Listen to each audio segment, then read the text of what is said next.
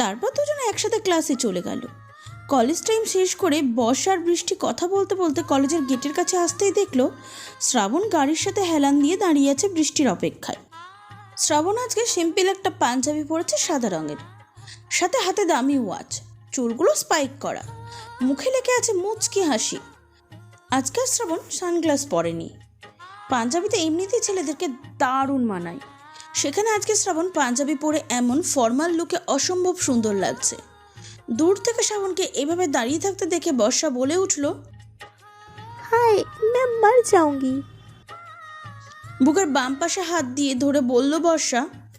বর্ষার এমন কাণ্ড দেখে বৃষ্টি বলে উঠল, তুই এত লুচ্ছু কেন বলতো বর্ষা? যেখানে ছেলেরা মেয়েদের দেখে এমন করবে, সেখানে তুই কিনা একজন মেয়ে হয়ে ওনাকে দেখে এমন করছিস। ইস, তোর বুঝে হিংসা হচ্ছে রে বৃষ্টি। কি করব বল, চোখের সামনে এইভাবে কিলার লোকে নিজের ক্রাশকে দাঁড়িয়ে থাকতে দেখে কি আর চুপ করে থাকা যায় বল? কি লাগছে রে আজকে দুলাভাইকে, একদম ঝাক্কাস। বর্ষার কথা শুনে কেন জানি না খুব রাগ হচ্ছে বৃষ্টির, যেটা বর্ষা খুব ভালো করেই বুঝতে পারছে, তাই আরও বেশি করে রাগাচ্ছে বৃষ্টিকে। বর্ষার কথার উত্তরে বৃষ্টি কিছু বলবে তার আগেই শ্রাবণ ওদের কাছে এগিয়ে এসে বলে উঠল, কি এত আলোচনা হচ্ছে দুই বান্ধবীর মধ্যে? আমাকে নিয়ে নয় তো? বলল বৃষ্টি। স্যার, আপনি এখন এখানে? কেন, আমি আসতে পারি না বুঝি? তোমায় নিতে এসেছি আমি, আর রাসেল ভাইয়াকেও ফোন করে বলে দিয়েছি। আমায় নিতে এসছেন মানে? কোথায় নিয়ে যাবেন আমায়? বৃষ্টির কথা শুনে হেসে দিয়ে শ্রাবণ গানের সুরে বলল, চলো না ঘুরে আসি অজানাতে, যেখানে নদী এসে থেমে গেছে। বাহ বাহ, কি রোম্যান্টিক! বিয়ের আগে এত রোম্যান্টিক আমার দুলাভাইটা, বিয়ের পরে না জানি আরো কত রোম্যান্টিক হবে। কথাটা বলেই দাঁত কেলিয়ে হাসতে লাগলো বর্ষা। বর্ষা হাসি দেখে রেগে গিয়ে বর্ষার হাতে একটা চিমটি কাটলো বৃষ্টি। বৃষ্টি চিমটি খেয়ে বর্ষা চুপ করে গেল। তখন শ্রাবণ বৃষ্টিকে উদ্দেশ্য করে বলল, চলো বৃষ্টি, তোমায় নিতে এসেছি, চাইলে তুমিও সাথে আসতে পারো শালিকা। না না বাবা, আমি আপনাদের মাঝে কাবাব মে হাড্ডি হতে চাই না হবু দুলাভাই। আপনারা চান আমি বাসায় যাই। বর্ষার কথা শুনে শ্রাবণ বলল, এই না হলো আমার শালিকা, না বলতেই সব বুঝে যায়। যাও তুমি বাসায় যাও, আমরাও যাই। শ্রাবণের কথা শুনে হাঁ করে শ্রাবণের দিকে তাকালো বর্ষার বৃষ্টি। তারপর বর্ষার রাগ দেখিয়ে নাক ফুলিয়ে বৃষ্টির থেকে বিদায় নিয়ে চলে গেল। এদিকে শ্রাবণকে দেখে ভয়ে বৃষ্টির অবস্থা খারাপ। বিয়ের কথা শোনার পর থেকে ও কেন শ্রাবণকে এত ভয় পাচ্ছে সেটা বৃষ্টি নিজেও জানে না। বৃষ্টিকে চুপ করে দাঁড়িয়ে থাকতে দেখে শ্রাবণ বলল, কি হলো বৃষ্টি, এখানে এইভাবে দাঁড়িয়েই থাকবে নাকি গাড়িতে গিয়ে বসবেও? অবশ্য যদি তুমি চাও তাহলে তোমায় আমি কোলে করেও নিয়ে যেতে পারি। চোখ টিপ মেরে বলল শ্রাবণ। শ্রাবণের কথা শোনার সাথে সাথে দৌড়ে গিয়ে গাড়িতে উঠে বসলো বৃষ্টি। বৃষ্টির এমন কাণ্ড দেখে শ্রাবণ জোরে একটা হাসি দিল। তারপর নিজেও গাড়িতে ড্রাইভিং সিটে বসলো। ড্রাইভিং সিটে বসে বৃষ্টির দিকে তাকিয়ে বলল, সিট বেল্টটা পরে নাও বৃষ্টি। শ্রাবণের কথা শুনে বৃষ্টি দ্রুত সিট বেল্ট পরার চেষ্টা করতে লাগলো, কিন্তু ভয়ের কারণে কিছুতেই সিট বেল্টটা বাঁধতে পারছে না বৃষ্টি। তাই শ্রাবণ বৃষ্টির কাছে এগিয়ে এসে বলল, ওয়েট ওয়েট ওয়েট, আমি পরিয়ে দিচ্ছি, তুমি রিল্যাক্সে বসো। কথাটা বলেই শ্রাবণ বৃষ্টির সিট বেল্ট বেঁধে দিতে লাগলো, আর বৃষ্টি স্ট্যাচু হয়ে গুটিসুটি মেরে বসে রইল। সিট বেল্ট বাঁধতে শ্রাবণ বৃষ্টির এতটা কাছে চলে গেছে যে বৃষ্টির প্রতিটা নিঃশ্বাস শুনতে পারছে শ্রাবণ। বৃষ্টি শ্রাবণের চোখের দিকে হাঁ করে তাকিয়ে আছে। এই প্রথম বৃষ্টি শ্রাবণের চোখ দেখছে, তাও আবার এতটা কাছ থেকে। অনেক মায়া লুকিয়ে আছে যেন শ্রাবণের চোখে। বৃষ্টি যেন শ্রাবণের চোখ থেকে নিজের চোখ দুটো সরাতেই পারছে না। শ্রাবণ অন্যদিকে তাকিয়ে থাকলেও ব্যাপারটা খুব ভালো করেই বুঝতে পারছে। তাই সিট বেল্টটা বেঁধে দেওয়া হয়ে গেলে শ্রাবণ ড্রাইভিং সিটে বসে অন্যদিকে তাকিয়ে বলে উঠল, ওভাবে তাকিয়ে থেকো না বৃষ্টি, হয়তো কোনো ভুল করে বসবো। নিজেকে কন্ট্রোল করা যে কত কষ্ট হয়ে যাবে তোমার ওই চাহনিতে।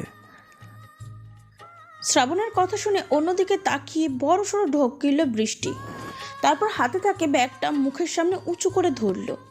বৃষ্টির এমন কাণ্ড দেখে উচ্চ স্বরে হেসে দিল শ্রাবণ।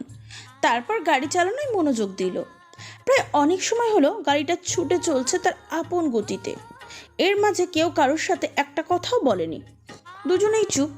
নীরবতা ভেঙে হঠাৎ বৃষ্টি কাঁপা কাঁপা গলায় বলে উঠল,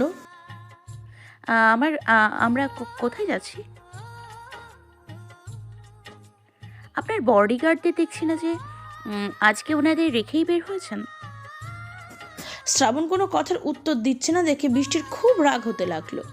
বৃষ্টি মনে মনে বলতে লাগলো, কি লোক রে বাবা, এতখানি পথ চলে এলাম, এখন অবধি একটা কথাও বলেন না। আবার আমি ইচ্ছে করে প্রশ্ন করছি, তারও কোনো উত্তর দিচ্ছেন না। আমায় আবার মেরে ফেলবে না তো? কথাটা ভেবেই ভয়ে ঢোক গিলল বৃষ্টি। হঠাৎ গাড়ি ব্রেক করার শব্দের ধ্যান ভাঙল বৃষ্টির। বৃষ্টি শ্রাবণের দিকে তাকিয়ে বাইরের দিকে তাকালো। ওরা একটা বড় পার্লারের সামনে দাঁড়িয়ে আছে। বৃষ্টি অবাক হয়ে শ্রাবণের দিকে তাকিয়ে বলল, আমরা এখানে কেন এলাম? আমরা কি করব এখানে?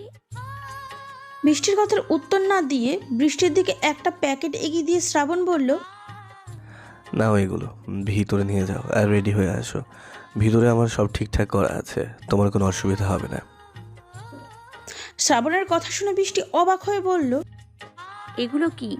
আর আমি রেডি হয়ে আসবো মানে? আপনার কথা তো কিছুই বুঝতে পারছি না আমি। বৃষ্টির কথা শুনে শ্রাবণ কোনো উত্তর না দিয়ে বৃষ্টির সিট বেল্ট খুলে দিল। তারপর বৃষ্টির হাত ধরে নিয়ে পার্লারের ভিতরে গেল।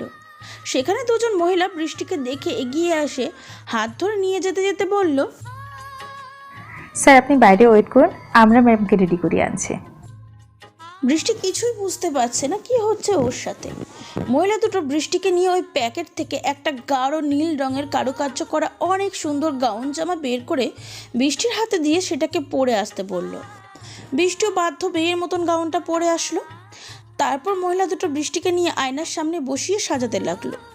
চোখে গাঢ় কাজল, ঠোঁটে লিপস্টিক, গলায় নেকলেস, কানে ঝুমকো, হাতে স্বর্ণের ব্রেসলেট, সিল্ক চুলগুলো কোমর অবধি ছেড়ে দিল, মুখে হালকা মেকআপ, সব মিলিয়ে যেন কোনো নীল পরি। বৃষ্টিকে রেডি করা হয়ে গেলে হাত ধরে বাইরে নিয়ে গেল মহিলা দুটো। কিন্তু বাইরে অন্য একটা গাড়ি দাঁড়িয়ে আছে, শ্রাবণ নেই। বৃষ্টিকে আসতে দেখে গাড়ির ড্রাইভার বেরিয়ে গাড়ির দরজা খুলে দিল। তারপর বৃষ্টিকে উদ্দেশ্য করে বলল, গাড়িতে উঠুন ম্যাম, শ্রাবণ স্যারের অর্ডার। বৃষ্টিও বাধ্য মেয়ের মতন গাড়িতে উঠে বসলো। তারপর গাড়ি চালাতে লাগলো আপন গতিতে। 1 ঘন্টার মধ্যে গাড়ি গিয়ে থামলো শ্রাবণের বাসার সামনে। ড্রাইভার গাড়ি থেকে নেমে বৃষ্টির সামনে এসে গাড়ির দরজা খুলে দিয়ে বৃষ্টিকে উদ্দেশ্য করে বলল, ম্যাডাম আপনি বাসার ভেতরে যান, স্যার বাসাতেই আছেন। ড্রাইভারের কথা শুনে বৃষ্টি গাড়ি থেকে নেমে বাসার ভিতরে ঢোকার জন্য পা বাড়ালো। বৃষ্টি বুকের ভিতরে ভয়ে যেন ঢোল বাজানোর মতন শব্দ হচ্ছে। হার্টবিট অনেক বেড়ে গেছে। কি হচ্ছে এসব ওর সাথে কিছুই বুঝতে পারছে না বৃষ্টি। তবু মনে সাহস এনে দরজায় ধাক্কা দিল বৃষ্টি। সাথে সাথে দরজা খুলে গেল। কিন্তু ভিতরের সব কিছুই অন্ধকার, কোনো কিছু স্পষ্টভাবে দেখা যাচ্ছে না বৃষ্টির কাছে। বৃষ্টির ভয়ে ভয়ে বাসার ভিতরে এগিয়ে যেতে লাগলো আর ভয়ে ভয়ে বলতে লাগলো, কেউ আছেন স্যার? আপনি কি আছেন এখানে? এসবের মানে কি? আমি তো কিছুই বুঝতে পারছি না। প্লিজ কেউ কথা বলুন, আমার খুব ভয় লাগছে। হঠাৎ সিঁড়ির উপর লাইটের আলো পড়ায় থেমে গেল বৃষ্টি। সিঁড়িতে যেখানে আলো পড়েছে সেখানে শ্রাবণ সাদা রঙের কোট প্যান্ট পরে উল্টো দিক হয়ে দাঁড়িয়ে আছে। লাইটের আলো শ্রাবণের উপর পড়তেই গিটারের শব্দ ভেসে আসতে শুরু করলো শ্রাবণের থেকে। গিটার বাজাতে বাজাতে শ্রাবণ ঘুরে দাঁড়ালো বৃষ্টির দিকে মুখ করে। তারপর সিঁড়ি দিয়ে নামতে নামতে গান গাইতে লাগলো। धूप से निकल के छाँव से फिसल के हम मिले जहाँ पर लम्हा थम गया, आसमां पिघल के शीशे में ढल के जम गया तो तेरा चेहरा बन गया। গানটা গাইতে গাইতে বৃষ্টির সামনে চলে আসলো শ্রাবণ। তারপর গান গাওয়া শেষ করে বৃষ্টির সামনে হাঁটু গেড়ে বসে একগুচ্ছ গোলাপ আর একটা ডায়মন্ড রিং বৃষ্টির সামনে উঁচু করে ধরে বলল, I love you, Brishti. I really love you so much. I want to marry you, Brishti. Do you marry me?